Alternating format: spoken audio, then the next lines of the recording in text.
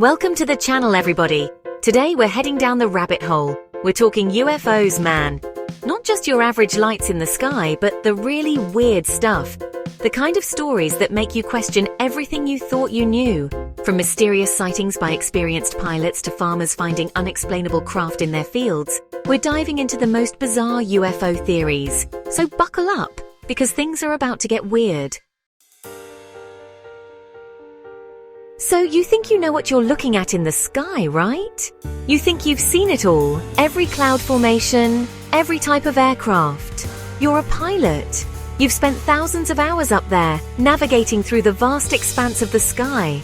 Well, that's what this one pilot thought, at least, until he saw something that defied explanation, something that challenged everything he knew.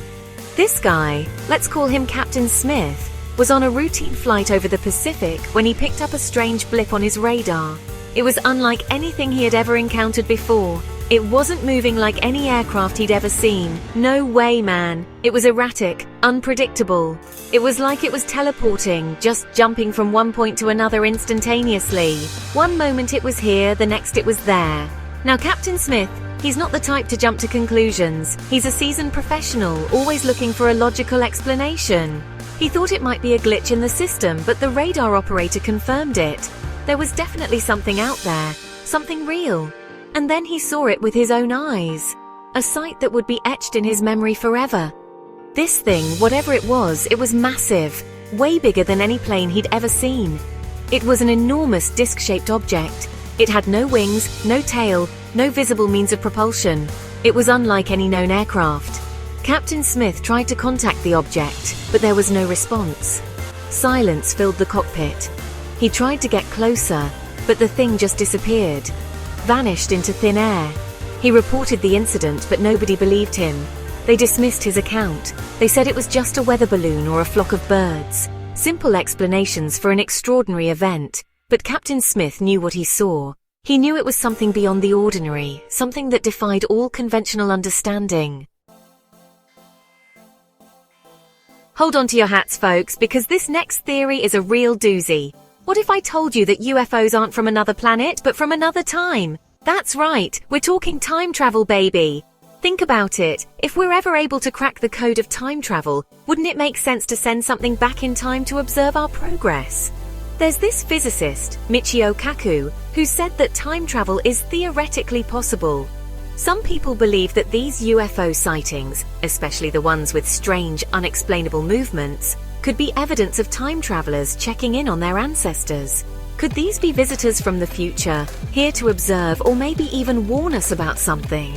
Time travel could explain a lot of the mysteries surrounding UFOs. Chapter 3.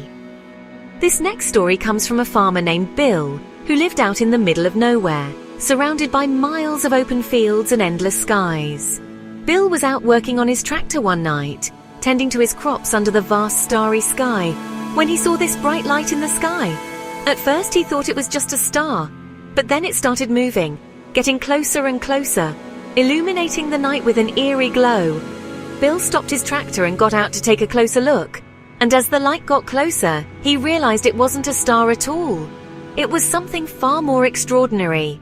It was a large metallic object, and it was slowly descending towards his field, casting long shadows over the crops.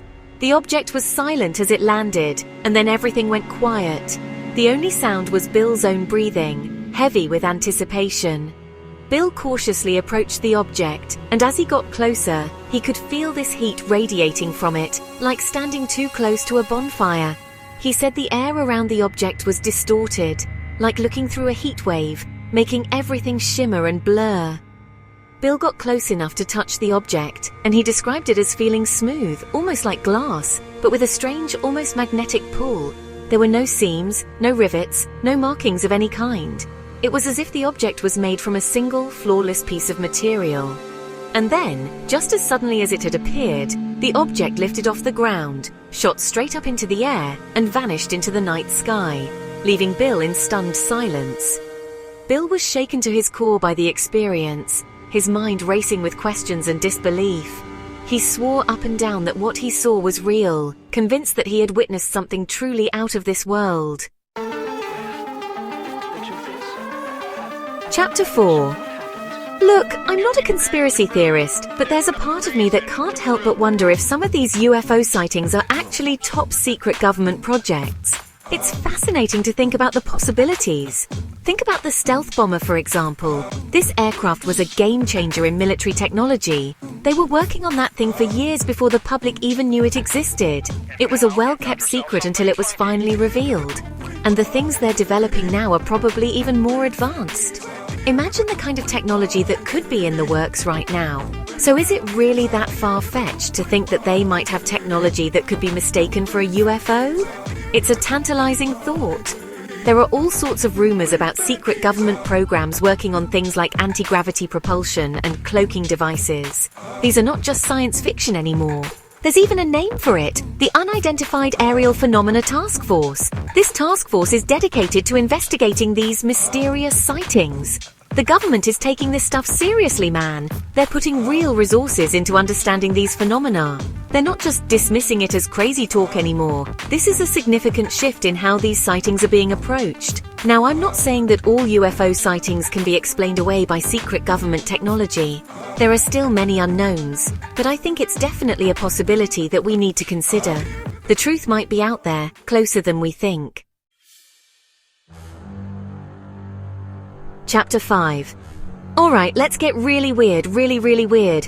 What if these UFOs, these strange craft we keep hearing about, aren't from another planet but from another dimension? I know, sounds crazy, right? But stay with me here. There are physicists who believe that our universe might not be the only one out there. They call it the multiverse. The idea that there are countless other universes existing alongside our own, each with its own set of physical laws and dimensions. Now, imagine if there are beings in these other dimensions who have figured out a way to travel between them.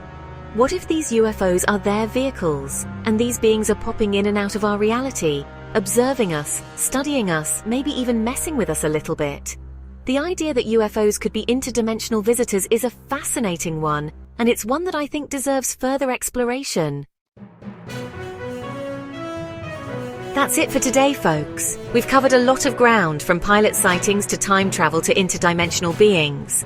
The more we learn about the universe, the more we realize how much we don't know. So keep looking up, keep asking questions, and don't be afraid to consider the possibilities, no matter how strange they may seem. Let me know in the comments below, and don't forget to subscribe for more mind-blowing content.